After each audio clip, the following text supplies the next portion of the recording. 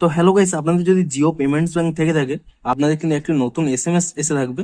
RS25 plus GST charge to account number show করছে, pending charges if any will be collected, info quarterly account charges JPBL। তো এখানে এই মেসেজটি কেন পাঠানো হয়েছে, কিংবা আপনাদের কত চার্জ কেটেছে, কিংবা কি কারণে এই চার্জটি কাটছে, সেটাই জানাবো আজকের এই ভিডিওটিতে। তাই জন্য কিন্তু পুরো ভিডিওটি অবশ্যই দেখতে থাকুন। তো তার আগে ভিডিওটিকে অবশ্যই একটি লাইক করে দিন, এবং এই চ্যানেলে যদি আজই নতুন এসে থাকেন এখনই চ্যানেলটিকে সাবস্ক্রাইব করে রাখুন এরকম নতুন নতুন ভিডিও দেখার জন্য। তো সিম্পল দেখুন, এখানে কিন্তু স্পষ্টই বলা রয়েছে যে এটি চার্জটি কি কারণে, কোয়ার্টারলি অ্যাকাউন্ট চার্জেস, অর্থাৎ প্রতি 3 মাস অন্তর এই চার্জটি কিন্তু কাটতে থাকে তাদের ব্যাংকটি ইউজ করার জন্য। এবং কত টাকা কেটেছে, 25 টাকা প্লাস জিএসটি, অর্থাৎ 29.50 টাকা কিন্তু কেটে নিয়েছে।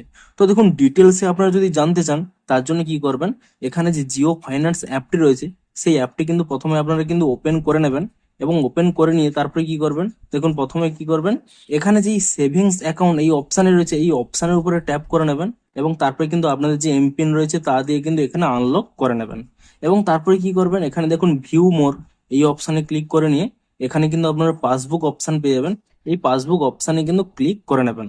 তাহলেই দেখুন এখানে কিন্তু প্রথমেই রয়েছে -29.5। আপনারা কিন্তু সিম্পলি এর উপরে যদি ট্যাপ করে নেন, এখানেই দেখুন ফুল ডিটেলস কিন্তু লেখা রয়েছে, quarterly account subscription fee March 2026 to May 2026। অর্থাৎ এখন থেকে যে জিও পেমেন্টস ব্যাংকের কোয়ার্টারলি চার্জটি কাটে, অর্থাৎ প্রতি 3 মাস অন্তর, সেই জন্যই কিন্তু এই চার্জটি কেটেছে। এখানে দেখুন মার্চ থেকে মে পর্যন্ত, অর্থাৎ মার্চ এপ্রিল মে, এই 3 মাসের জন্য কিন্তু এখানে এই চার্জটি কেটেছে। এবং প্রতি 3 মাস অন্তর এই চার্জটি কিন্তু কাটতে থাকবে যদি আপনারা জিও পেমেন্টস ব্যাংক ইউজ করেন।